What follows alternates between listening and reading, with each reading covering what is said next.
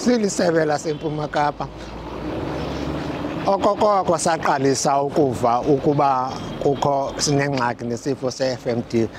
Sizama inzame zonke zokuthi isifo siphelele kule ndawo siqhambuke kuyo.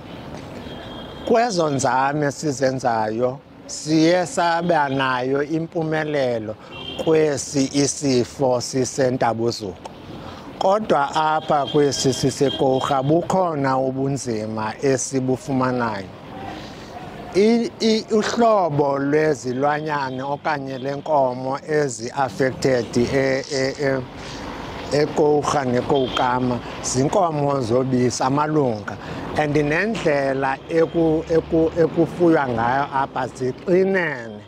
Sawukhumbula uba isifo se-FMD sisifo esisulela ngosondelelana.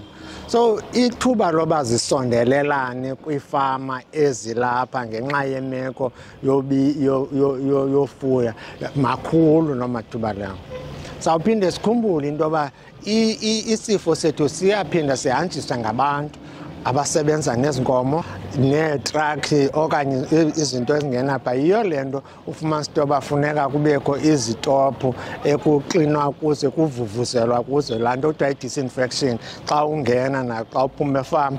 Nabantu abasebenza efama sibanike impahla eklini bakhululwe le besuka nayo ekhaya kuba asimazi ngorhatya nobusuku uba ekhange ahambe lena kwifama enesifo.